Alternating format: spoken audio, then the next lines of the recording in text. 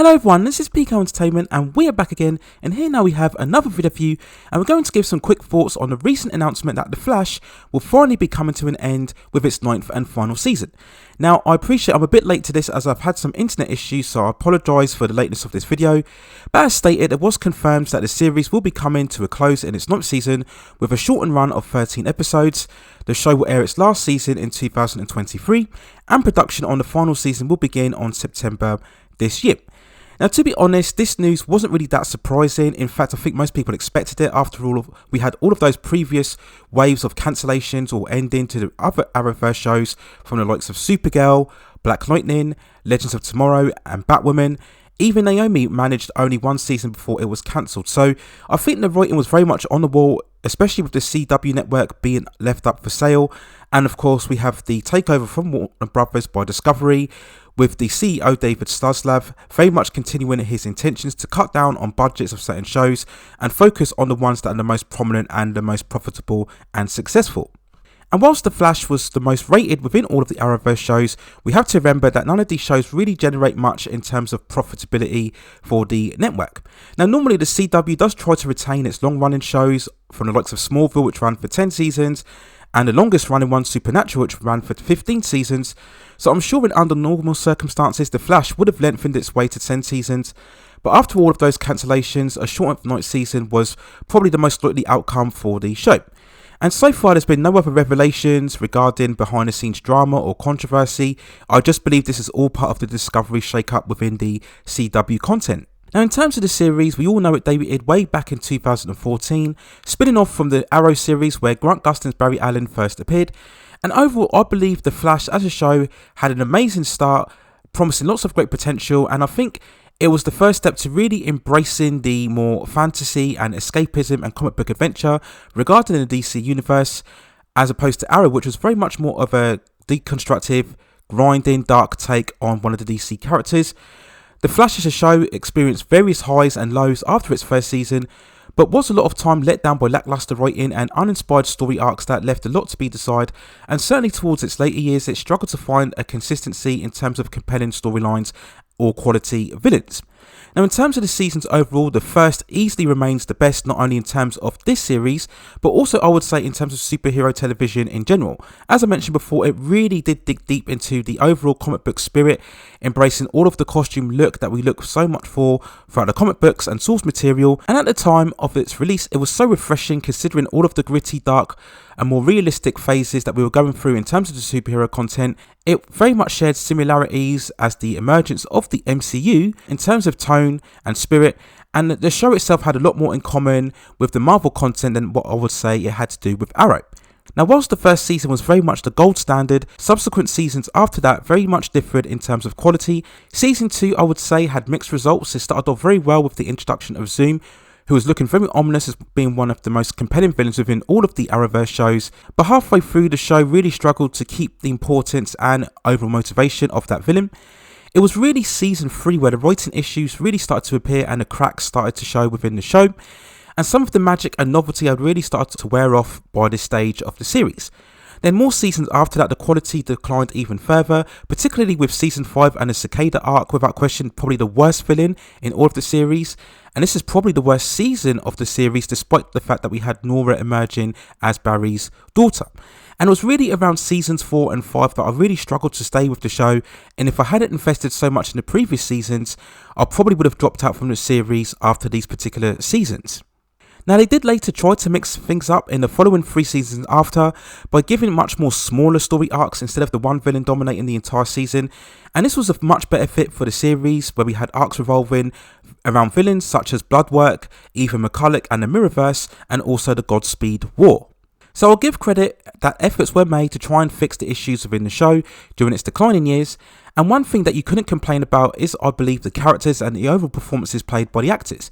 In the lead role, Grant Gustin was pitch perfect as Barry Allen, still the best live action interpretation of the character, and that's been highlighted very much with many fans reflecting on the fact that he could have indeed made a fine cinematic version of the character, and I support those sentiments as well. He just had the right tone in terms of personality and likability, and he's been really one of the main reasons why I think a lot of fans have stayed with the show despite the weakened seasons throughout the series.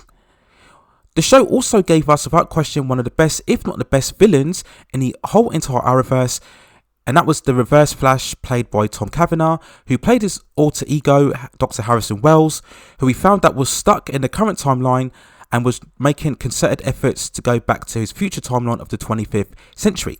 And he did such a good job in building his character over the entire first season, making him much more of a multi-layered character. And Tom Cavanagh performed his best work in the character within this first season.